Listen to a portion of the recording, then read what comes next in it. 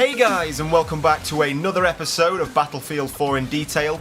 Today we're going to break down and take a closer look at the support class. So let's get started. Now first off, let's take a look at the weapons that are available for this class. Now its dedicated weapons are of course still the LMGs. It would be very strange if we saw a support class that didn't have access to the LMGs. The whole purpose of this class is to keep your teammates resupplied and put as much lead down range and keep the enemy as suppressed as possible. And of course LMGs are perfect weapons to do this job.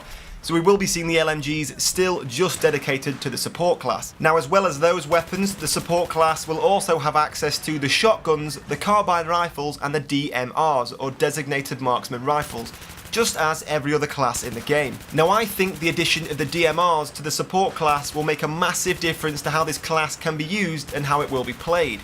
Giving players the ability to have sniper rifles and ammunition in the exact same class will allow for some players to sit at the back of the map and never have to come forward. They will never need any help from any other players.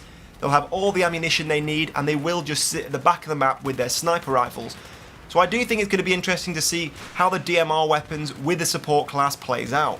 Now some of the new weapons that will be available to the support class in Battlefield 4 include the Ultimax 100 M5K, which you can see here. This is a Singapore made 5.56 magazine fed light machine gun, so of course it will fall under the LMG category.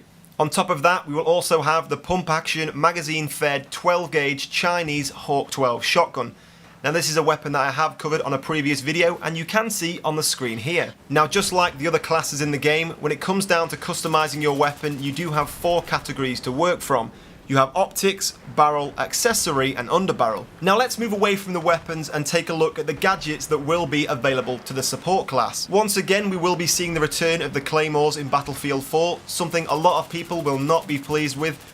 With their introduction to the series in Battlefield 3, a lot of people did think it was a turn in the wrong direction and they shouldn't have been included in the Battlefield series. But either way, it looks like they're here to stay, and now they're not only available to the support class, but also the recon class as well. Now as well as claymores, we will see the return of C4 available to the support class. At first we did think this was going to be solely used by the recon class, but it now has been confirmed by Alan Kurtz that we will see C4 available for both classes in the game. Now we will be seeing a return of the mortar of sorts in Battlefield 4, but this will no longer be the manned mortar that we did see in BF3.